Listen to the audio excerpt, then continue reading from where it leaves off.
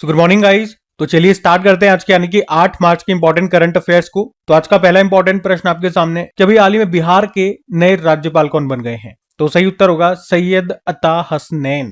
तो अभी राष्ट्रपति द्रौपदी मुर्मू जी ने 9 राज्यों और केंद्र शासित प्रदेशों में नए राज्यपाल और लेफ्टिनेंट गवर्नर की नियुक्ति कर दी है। तो पहले वो सारे नाम मैं आपको रिवाइज करवा देता हूँ। जैसे कि बात करें कि पश्चिम बंगाल में नए गवर्नर कौन बन गए हैं। अभी तक आपको पता है पश्चिम बंगाल में जो राज्यपाल गवर्नर थे सीवी आनंद बोस थे, लेकिन अभी उन्होंने अपने पद से इस्तीफा दे दिया। तो अब यहाँ पे जो गवर्नर हैं वो कौन है, आर एन रवि, जो अभी तक तमिलनाडु में गवर्नर थे। अब तमिलनाडु में गवर्नर कौन बन गए फिर, तो आंसर होगा राजेंद्र विश्वनाथ अर्लेकर। और ये कहाँ के गवर्नर हैं, वैसे आपको पता है ये केरल के गवर्नर हैं, तो इनको तमिलनाडु का भी अतिरिक्त प्रभार दे दिया गया, एडिशनल चार्ज। नागालैंड के गवर्नर कौन बने, नंद किशोर यादव। बिहार में गवर्नर कौन बन गए, हमने प्रश्न में पढ़ा सैयद अता हसनैन। तेलंगाना में गवर्नर कौन बने, शिव प्रताप शुक्ल। ये अभी तक हिमाचल प्रदेश में गवर्नर थे, तो अब हिमाचल प्रदेश में कौन आ गए, तो हिमाचल प्रदेश में आ गए कविंदर गुप्ता। ये अभी तक लद्दाख के पूर्व उपराज्यपाल थे, लेफ्टिनेंट गवर्नर। तो फिर लद्दाख में कौन आ गए, विनय कुमार सक्सेना आ गए। और ये विनय कुमार सक्सेना आप जानते हो अभी तक दिल्ली में लेफ्टिनेंट गवर्नर थे। तो फिर दिल्ली में कौन आ गए, तो दिल्ली में आ गए तरनजीत सिंह संधू। और एक और रह गया ये महाराष्ट्र, जिष्णुदेव वर्मा। ये अभी तक तेलंगाना में थे। और तेलंगाना में हमने पढ़ा शिव प्रताप शुक्ल आ गए, जो अभी तक हिमाचल प्रदेश में थे। तो ये सारे नाम आपको याद करने हैं। मैं बार बार हम इन सभी राज्यों को, यूनियन टेरिटरीज को पढ़ते हैं, मैं तो आपको रिवाइज कराता ही रहूंगा, लेकिन एक बार आप 2-3 बार इन नामों को पढ़ लेना ताकि ये ध्यान में रहे आपके। अच्छा, ये प्रश्न आता है कि हर राज्य के लिए एक राज्यपाल होगा, किस अनुच्छेद में कहा गया है, तो आर्टिकल 153। और यह भी प्रश्न आ चुका है कि किस संविधान संशोधन के द्वारा एक ही व्यक्ति को एक या एक से ज्यादा राज्यों में राज्यपाल के रूप में नियुक्त किया जा सकता है, तो आंसर होगा 7वां संविधान संशोधन 1956 का। और राज्यपाल को शपथ कौन दिलाता है, जो उस राज्य के हाई कोर्ट के चीफ जस्टिस होते हैं वो। इसका उल्लेख है आर्टिकल 159 में। और नियुक्ति राष्ट्रपति करते हैं आर्टिकल 155 के अनुसार। ठीक है, तो ये सब बातें ध्यान में रखना। अगला प्रश्न देखते हैं। फिर अगले में पूछ रहे हैं अभी हाल ही में सेबी ने भ्रामक पोस्ट की निगरानी के लिए भी कौन सा एआई टूल लॉन्च किया है, तो नाम है सुदर्शन। तो अभी सेबी ने मिसलीडिंग फाइनेंशियल इन्फ्लुएंसर्स के पोस्ट की निगरानी करने के लिए भी सुदर्शन नाम से एक एआई टूल लॉन्च किया है। सेबी ने सोशल मीडिया से 1,20,000 से ज्यादा मिसलीडिंग पोस्ट अभी हटा दिए हैं। और ये पोस्ट अनरजिस्टर्ड फाइनेंशियल इन्फ्लुएंसर्स के द्वारा डाले गए थे, जो बिना लाइसेंस के इन्वेस्टमेंट की सलाह दे रहे थे। आपको बता दूं, भारत में निवेश की सलाह वही दे सकता है जो कि सेबी के साथ रजिस्टर्ड हो। आपने बहुत सी बार यूट्यूब वगैरह में देखा होगा, टेलीग्राम में देखा होगा, सब कहते हैं कि इसमें आप इन्वेस्ट कर दो, आप इस स्टॉक में पैसा लगा दो, ये मैं कह रहा हूं बहुत अच्छा है, इस हिसाब से अच्छा है, उस हिसाब से अच्छा है। वो अपनी अपनी राय देते हैं, लोगों को मिसलीड करते हैं। हमें पता नहीं है कि उनको नॉलेज है कि नहीं है। वो कहते हैं मैं गारंटी के साथ कह रहा हूं ये स्टॉक तूफान हो जाएगा, ये रॉकेट बन जाएगा, ये आग लगा देगा। तो अब अगर ऐसे लोग कोई भी पोस्ट डालेंगे तो उनका पोस्ट डिलीट हो जाएगा। मतलब सलाह वही दे सकता है या वही पोस्ट डाल सकता है, वही आपको बता सकता है जो कि सेबी के साथ रजिस्टर्ड हो। उसका रजिस्टर्ड होना जरूरी है सेबी के साथ, तभी वो आपको इन्वेस्टमेंट से संबंधित कोई भी जानकारी दे पाएगा। वरना हर कोई आता है और अपने गाने गाने लगता है। तो अब सिंपल सा याद रखना, जो सेबी है वो डिजिटल मॉनिटरिंग को मजबूत करने के लिए एआई टूल सुदर्शन का उपयोग करेगा। और ये टूल अलग अलग भाषा में, अलग अलग लैंग्वेज में इंटरनेट पर मौजूद जो भी ऑडियोज होंगे, वीडियोज होंगे या रिटन फॉर्म में कंटेंट होगा, उसको ट्रैक करेगा। और अगर उसे गलत लगेगा तो वो उसे वहां से हटा देगा। और इस तरह से नियमों का उल्लंघन करने वालों को पकड़ा जा सकेगा।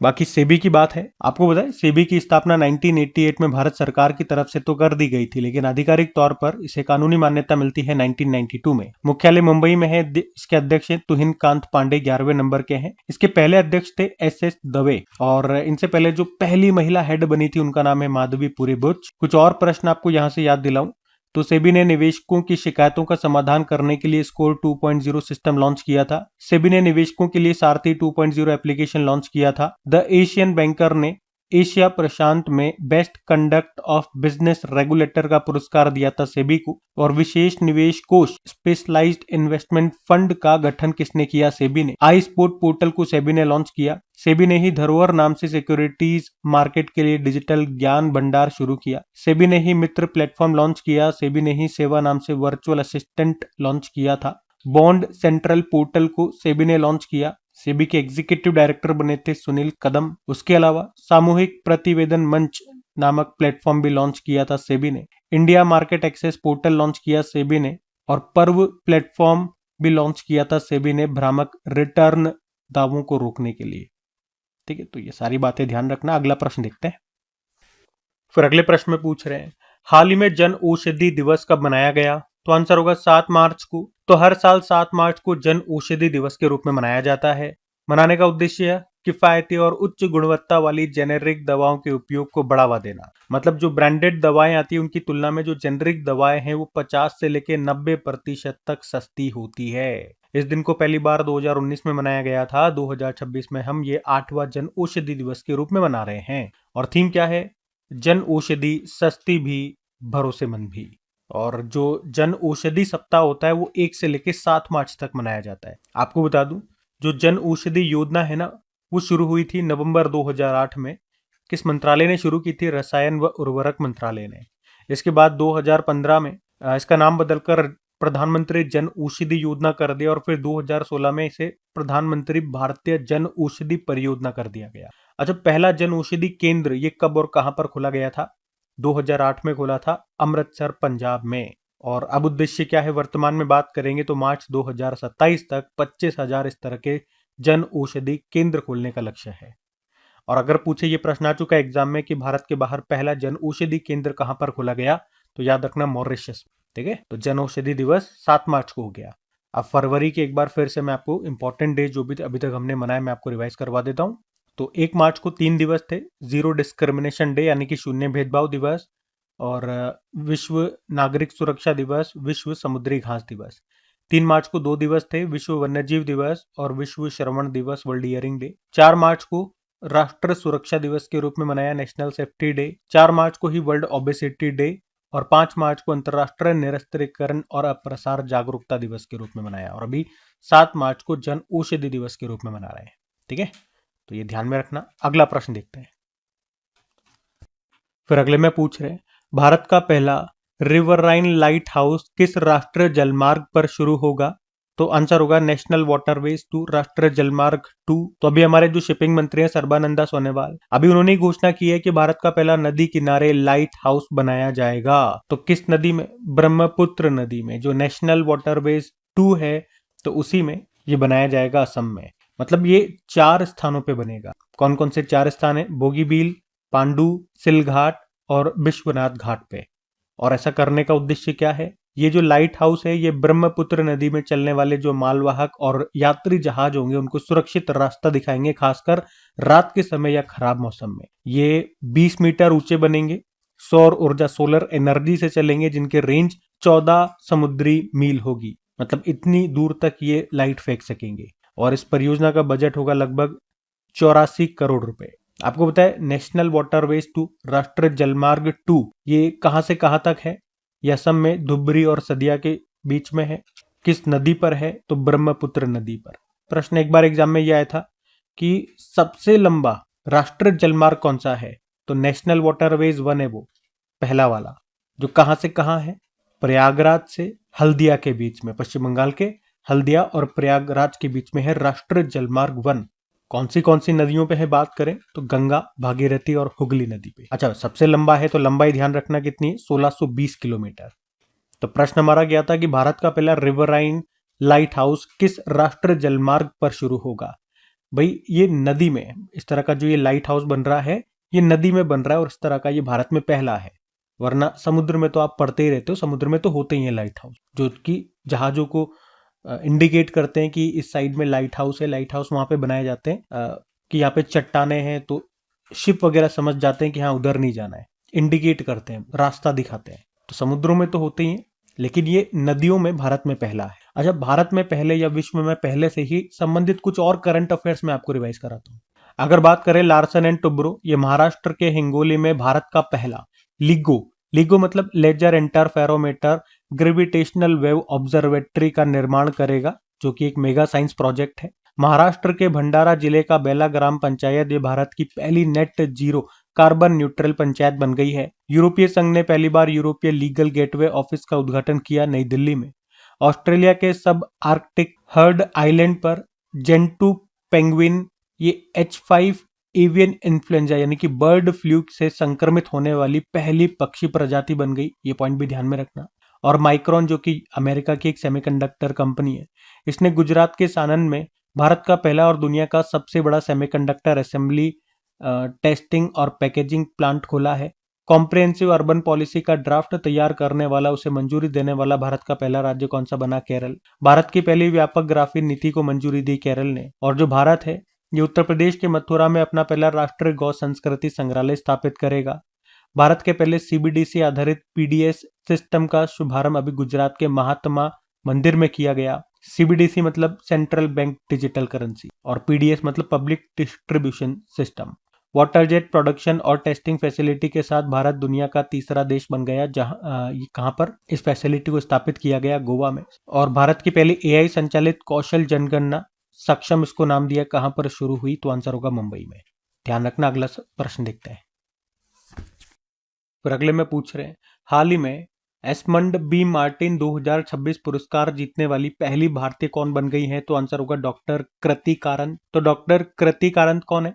ये बंगलुरु के Centre for Wildlife Studies की CEO है और अभी 2026 का प्रतिष्ठित Esmond B Martin Royal Geographical Society पुरस्कार इन्होंने जीता और ये पुरस्कार जीतने वाली वो पहली भारतीय बन गई है। उन्हें ये पुरस्कार वन्यजीव संरक्षण और इंसान और जानवर के बीच सह अस्तित्व पर काम करने के लिए दिया गया है। कहां पर दिया गया? लंदन में रॉयल ज्योग्राफिकल सोसाइटी के द्वारा दिया गया। ठीक है। अब इसी तरह से कुछ और पुरस्कार वाले प्रश्न मैं आपको रिवाइज कराता हूं। अभी हमने पढ़ा था ग्लोबल ह्यूमैनिटेरियन अवार्ड पाने वाले पहले एशियाई व्यक्ति बने थे Anant Ambani. PETA India 2026 person of the year ये चुना गया रवीना टंडन। पहला फीफा शांति पुरस्कार मिला अमेरिकी राष्ट्रपति डोनाल्ड ट्रंप को। पोलोस मार ग्रेगोरियस अवार्ड मिला डॉक्टर टेसी थॉमस को, जिन्हें हम मिसाइल वुमेन ऑफ इंडिया के नाम से भी जानते हैं। लोक नायक फाउंडेशन साहित्य पुरस्कार 2025 मिला वेल्लामला सिमन्ना को, एक तेलुगु लेखिका है। मौलाना अबुल कलाम आजाद पुरस्कार 2025 दिया गया मोहम्मद लतीफ खान को। 2025 का टर्नर पुरस्कार मिला नन्ना कालू को, स्कॉटलैंड से है। भारत का सर्वोच्च विज्ञान पुरस्कार विज्ञान रत्न अभी दिया गया था जयंत विष्णु नार्लिकर को मरणोपरांत। अमेरिकी राष्ट्रपति डोनाल्ड ट्रंप को इजराइल का सर्वोच्च नागरिक सम्मान इजराइल शांति पुरस्कार भी मिला। विश्व खाद्य पुरस्कार 2025 दिया गया मारियांगेला हंगरिया को, ब्राजील से है। संयुक्त राष्ट्र जनसंख्या पुरस्कार 2025 वर्षा देश पांडे को मिला, महाराष्ट्र से है। Canton R Miller award IUCN के द्वारा दिया जाता है, भी दिया गया सोनाली घोष को। यह अवार्ड पाने वाली वो भारत की पहली महिला बन गई है। ठीक है। अब एक अवार्ड मैं आपसे पूछूंगा, आप बताओ अभी ग्लोबल टीचर अवार्ड किसे मिला था? ये एक भारतीय को मिला था, नाम आपको जरूर पता होना चाहिए, बताओ। महिला है वो, एक इंपॉर्टेंट प्रश्न है। हम अगला प्रश्न देखते हैं, आप उत्तर देना। फिर अगले में पूछ रहे हैं, हाल ही में महिला एंटरप्रेन्योर्स और स्टार्टअप्स के लिए हर स्टार्ट 5.0 प्लेटफॉर्म को अभी किसने लॉन्च किया? तो आंसर होगा गुजरात ने। तो अभी गुजरात के जो मुख्यमंत्री है भूपेंद्र पटेल, अभी उन्होंने गुजरात यूनिवर्सिटी अहमदाबाद से महिला उद्यमियों को बढ़ावा देने के लिए हर स्टार्ट 5.0 नाम से एक प्लेटफॉर्म को लॉन्च किया है। ये महिला संचालित स्टार्टअप्स को मेंबरशिप यानी कि मार्गदर्शन, इंक्यूबेशन यानी कि काम करने की जगह और नेटवर्किंग के अवसर प्रदान करेगा। और विशेष रूप से जो सेमीकंडक्टर, चिप डिजाइनिंग और डीप टेक जैसे क्षेत्रों में काम करने वाली महिलाएं हैं, उनको इसका फायदा मिलेगा। ठीक है। तो हर स्टार्ट 5.0 प्लेटफॉर्म को गुजरात ने लॉन्च किया। उद्देश्य है महिला एंटरप्रेन्योर्स या जो महिला स्टार्टअप्स हैं उनको बढ़ावा देना। एक और पॉइंट यहाँ पे आप साथ में नोट कर लो, अभी गुजरात यूनिवर्सिटी जो अहमदाबाद में है, वहां पे जो कन्वेंशन सेंटर है उसका नाम बदल दिया गया, नाम बदलकर विद्या गौरी नीलकंठ समापुरम कर दिया गया। ये कौन है? विद्या गौरी नीलकंठ, जिनके नाम पे नाम रखा गया, तो वो गुजरात की पहली महिला स्नातक थी। अब बात गुजरात की है तो ये रहा मैप में गुजरात। कैपिटल गांधीनगर, मुख्यमंत्री भूपेंद्र पटेल, गवर्नर है आचार्य देवव्रत। राजकीय पक्षी ग्रेटर फ्लेमिंगो हो गया, पशु है एशियाई शेर, वृक्ष है बरगद का, पुष्प है गेंदा। नृत्य में बात करोगे गरबा हो गया, डांडिया हो गया, वंसड़ा नेशनल पार्क है, गिर नेशनल पार्क है, ब्लैकबक नेशनल पार्क है, मरीन नेशनल पार्क है। सरदार सरोवर बांध है नर्मदा नदी पर, उकाई बांध है ताप्ती नदी पर, कडाना बांध है माही नदी पर और दांतेवाड़ा बांध है बनास नदी पर। कुछ और प्रश्न देखें तो याद रखना, अभी जो दूसरा इंटरनेशनल ओलंपिक रिसर्च कॉन्फ्रेंस 2026 में हुआ था वो यहीं पर हुआ था, गांधीनगर गुजरात। गुजरात ने इंडियन एआई रिसर्च ऑर्गेनाइजेशन की स्थापना की घोषणा की, कहा? गुजरात में ही, मतलब गिफ्ट सिटी में। और ये देश का पहला राष्ट्रीय स्तर का एआई रिसर्च संस्थान होगा जिसे पीपीपी मॉडल पर बनाया जाएगा। नेशनल टाइगर कंजर्वेशन अथॉरिटी ने गुजरात को 33 साल बाद फिर से टाइगर स्टेट का दर्जा दिया। और गुजरात ये भारत का एकमात्र राज्य है जहां पर शेर, तेंदुआ और बाघ तीनों आपको मिलेंगे। माइक्रॉन अमेरिका की सेमीकंडक्टर कंपनी है और इसने गुजरात के साणंद में भारत का पहला और दुनिया का सबसे बड़ा सेमीकंडक्टर असेंबली, टेस्टिंग और पैकेजिंग प्लांट खोला है। हम पढ़ चुके हैं अभी। भारत के पहले सीबीडीसी आधारित पीडीएस सिस्टम का भी शुभारंभ किया गया गुजरात के महात्मा मंदिर में। दूसरी बार हम पढ़ रहे हैं, ठीक है? तो ये सारे पॉइंट्स ध्यान में रखना। अगला प्रश्न देखते हैं। फिर अगले में पूछ रहे हैं कि 2026 में किस देश ने अभी 16 वर्ष से कम आयु के बच्चों के लिए सोशल मीडिया पर प्रतिबंध लगाने की घोषणा की है? तो एक और देश आ गया ऐसा करने वाला, ये है इंडोनेशिया। तो अभी इंडोनेशिया ने 16 साल से कम उम्र के बच्चों के लिए सोशल मीडिया पर प्रतिबंध लगाने की घोषणा कर दी है। उद्देश्य वही है, नाबालिगों को हानिकारक ऑनलाइन सामग्री से बचाना। तो इस नियम के तहत 16 साल से कम उम्र के बच्चे जो डिजिटल सोशल मीडिया प्लेटफॉर्म्स हैं जैसे टिकटॉक, यूट्यूब, इंस्टाग्राम, एफबी या जो भी है, तो इन पर वो अकाउंट नहीं बना पाएंगे। और आपको याद है, इस तरह से बच्चों के लिए सोशल मीडिया बैन करने वाला जो दुनिया का पहला देश है वो कौन सा है? तो आंसर होगा ऑस्ट्रेलिया। और कितने वर्ष से कम आयु के बच्चों के लिए? 16 वर्ष आयु इसने सबसे पहले निर्धारित की। वैसे बच्चों से ही संबंधित कुछ और प्रश्न मैं आपको रिवाइज करवा रहा हूँ, ध्यान से सुनना। अगर पूछें कि सुप्रीम कोर्ट ने राजस्थान में किस वर्ष तक बाल विवाह उन्मूलन का लक्ष्य रखा 2030, और असम ने राज्य में बाल विवाह समाप्त करने के लिए कौन सी योजना शुरू की थी? Nijut Moina scheme. और उड़ीसा का कौन सा जिला बाल विवाह मुक्त बन गया? गंजम जिला। भारत में उच्च शिक्षा प्राप्त करने के लिए मेधावी छात्रों को ऋण देने के लिए भारत सरकार ने कौन सी योजना शुरू की थी? प्रधानमंत्री विद्या लक्ष्मी योजना। 31वां राष्ट्रीय बाल विज्ञान कांग्रेस 2025 हुआ था भोपाल में। स्कूल कक्षा में मोबाइल पर प्रतिबंध लगाने वाला विधेयक ये साउथ कोरिया ने पारित किया। और आपको याद होगा ऑस्ट्रिया, यहाँ पे भी 14 साल से कम उम्र की लड़कियों के लिए स्कूलों में मुस्लिम जो लड़कियां हैं उनके लिए बुर्का या हिजाब पर बैन लगा दिया गया था। और प्रेरणा योजना ये असम ने शुरू की थी राज्य में पढ़ रहे कक्षा 10वीं के छात्रों को वित्तीय सहायता देने के लिए। सीबीएसई ने शैक्षणिक सत्र 2025-26 से कक्षा 6ठी से लेकर 8वीं के लिए कौशल शिक्षा को अनिवार्य कर दिया। और असम ने ही संस्कार शाला कार्यक्रम शुरू किया। 4 से लेकर 14 वर्ष के बच्चों के लिए इसमें ये कार्यक्रम है, बच्चों को इसमें अच्छे संस्कार दिए जाएंगे। और आईएसओ प्रमाणन प्राप्त करने वाला भारत का पहला राज्य शिक्षा बोर्ड कौन सा है? Bihar school examination board. France ने 15 साल से कम उम्र के बच्चों के लिए सोशल मीडिया प्लेटफॉर्म को पूरी तरह से प्रतिबंध कर दिया था, तो ये भी ध्यान में रखना। और आज हमने इंडोनेशिया के बारे में पढ़ा, उसने 16 साल से कम उम्र के बच्चों के लिए ऐसा किया। फ्रांस ने 15 साल से कम उम्र के बच्चों के लिए किया था। अब इंडोनेशिया की बात है तो ये रहा मैप में इंडोनेशिया। कैपिटल जकार्ता होती है, जकार्ता में आपको आसियान का मुख्यालय मिलेगा। वैसे अब इसकी नई जो कैपिटल है वो नुसंतारा है, बोर्नियो द्वीप पर। करेंसी इंडोनेशियन रुपया है, प्रेसिडेंट है प्रबोवो सुबियांतो। सुमात्रा द्वीप है यहाँ पर, जावा द्वीप है, बोर्नियो द्वीप है यहाँ पर। कुछ और प्रश्न देखोगे तो हम इसके साथ में समुद्र शक्ति अभ्यास करते हैं, गरुड़ शक्ति अभ्यास करते हैं। कुछ ज्वालामुखी की बात करें, Mount Merapi, Mount Semeru, Mount Krakatoa, Mount टिबू, माउंट लेबोटोबिल लाकी लाकी ज्वालामुखी, माउंट डुकोनो ज्वालामुखी, ये सब यहीं पर है। और बात करें साउथ ईस्ट एशिया की पहली हाई स्पीड रेल वूश, ये लॉन्च की थी इंडोनेशिया ने। और पिछले साल रिपब्लिक डे पे हमारे चीफ गेस्ट रहे थे प्रबोवो सुबियांतो। आप बताना इस बार रिपब्लिक डे पे हमारे चीफ गेस्ट कौन थे? 2 जने थे, वो कौन है? और ब्रिक्स का 10वां मेंबर इंडोनेशिया बना था। और फिलीपींस के बाद याद रखना इंडोनेशिया ये भारत से ब्रह्मोस मिसाइल खरीदेगा। प्रधानमंत्री नरेंद्र मोदी ने इंडोनेशिया के महाकुंभ अभिषेकम कार्यक्रम में शामिल हुए थे। कमोडो अभ्यास, इसमें भारत शामिल हुआ था, बहुपक्षीय अभ्यास है, इंडोनेशिया ने आयोजन किया था बाली इंडोनेशिया में। और जो पिछले साल चौथा बैडमिंटन एशिया मिक्स्ड चैंपियनशिप हुआ था चाइना में, इंडोनेशिया ने जीता था, चाइना को हराया था। और इंडोनेशिया वैसे न्यू डेवलपमेंट बैंक का भी नया सदस्य बनेगा। यूनाइटेड नेशन ने एक वर्ल्ड अर्बनाइजेशन प्रोस्पेक्ट 2025 नाम से रिपोर्ट जारी की थी, उसमें दुनिया का सबसे ज्यादा आबादी वाला शहर बताया गया जकार्ता इंडोनेशिया को। तो ये सारे पॉइंट्स आप यहाँ से ध्यान रखें। अगला प्रश्न देखते हैं। फिर अगले में पूछ रहे, हाल ही में ब्रेन को प्रोसेसर के लिए मूनशॉट प्रोजेक्ट अभी किसने लॉन्च किया? तो आंसर होगा आईआईएससी बेंगलुरु। तो मूनशॉट प्रोजेक्ट इसे आईआईएससी बेंगलुरु ने शुरू किया है। उद्देश्य है उन्नत ब्रेन को प्रोसेसर विकसित करना।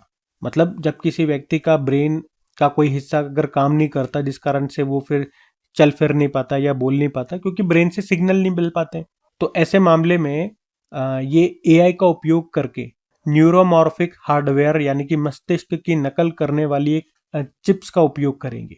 वो चिप मस्तिष्क के लिए को प्रोसेसर के रूप में काम करेगी। तो ब्रेन को प्रोसेसर का मतलब यही हो गया, जैसे होता है ना को पायलट, एक सहायक पायलट। जब मेन पायलट काम नहीं कर रहा है तो उसको असिस्ट करता है वो। तो उसी तरह से अगर ब्रेन किसी इंसान का काम नहीं कर रहा है, उसका कोई हिस्सा काम नहीं कर रहा है, तो ये ब्रेन को प्रोसेसर उसके दिमाग में फिट कर देंगे। तो ब्रेन का जो हिस्सा काम नहीं कर रहा तो उसकी जगह फिर ये काम करने लग जाएगा। तो इस तरह का ये प्रोजेक्ट इन्होंने शुरू किया है और इसमें प्रतीक्षा ट्रस्ट इसको वित्तीय सहायता दे रहा है। अच्छा, कुछ और प्रोसेसर इसी तरह से न्यूज में रहे, मैं आपको रिवाइज कराता हूँ। एक ये प्रश्न एग्जाम में आ चुका है, शक्ति प्रोसेसर 2018 में आया था। ये आईआईटी मद्रास ने निर्माण किया है। ये भारत का पहला स्वदेशी प्रोसेसर है, रक्षा और अंतरिक्ष के लिए बनाया गया था। और अजित नाम से जो प्रोसेसर है 2018 में बनाया गया था आईआईटी बॉम्बे के द्वारा, जो फैक्ट्री और रोबोटिक्स में इस्तेमाल होता है। विक्रम प्रोसेसर पिछले साल हमने पढ़ा था, इसरो ने इसका निर्माण किया था। तेजस 64 सीडेक ने इसका निर्माण किया था फैक्ट्री ऑटोमेशन के लिए। और भारत ने अपना पहला 1.0 गीगाहर्ट्ज 64 बिट डुअल कोर स्वदेशी जो माइक्रो प्रोसेसर है उसका निर्माण किया, उसका नाम है ध्रुव 64। ठीक है, ये हमारे भारत के द्वारा बनाए गए कुछ स्वदेशी प्रोसेसर हैं, ये आप ध्यान में जरूर रखना। अगला प्रश्न हम देखते हैं।